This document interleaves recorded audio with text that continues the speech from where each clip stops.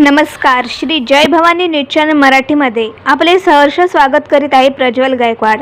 महाराष्ट्रातील ग्रामीण, शैक्षणिक, राजकीय व कृषी विषयक माहितीचा घेतलेला थोडक्यात आढावा. आजची ब्रेकिंग. अवैध वाळू भरून भरधाव वेगाने गोव्याच्या दिशेने जाणारा डंपर कोळंब येथे पलटी होऊन अपघात झाला. अशीच अवैध वाळू वाहतूक आचरा, दहिबाव, दाभोळे मार्ग भरधाव वेगाने राजरोसपणे कोणालाही न जुमानता रात्री 8 नंतर चालू असते. या सर्व प्रकारास देवगड महसूल प्रशासन जबाबदार आहे.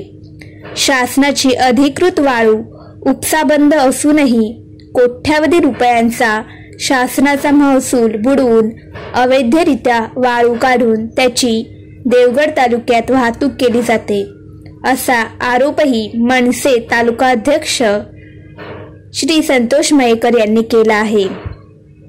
अशा भरधाव वेगात चालणाऱ्या डंपरमुळे याआधी अनेक अपघात झाले आहेत. निष्पाप लोकांचे जीव गेले आहेत.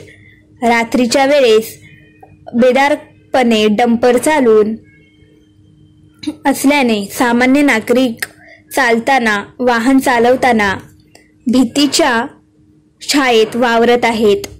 अपघात झाल्यावर कारवाई करण्यापेक्षा अशा बेजबाबदार वाहतुकीवर लक्ष घालून कारवाई करावी, अन्यथा मनसे स्टाईल आंदोलन केले जाईल, असा इशारा मनसे तालुकाध्यक्ष श्री संतोष मयेकर यांनी दिला आहे.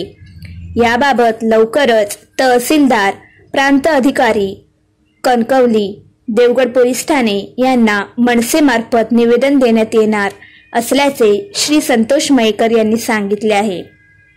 धन्यवाद. श्री जय भवानी न्यूज चॅनल मराठीसाठी मुख्य संपादक प्रज्वल गायकवाड.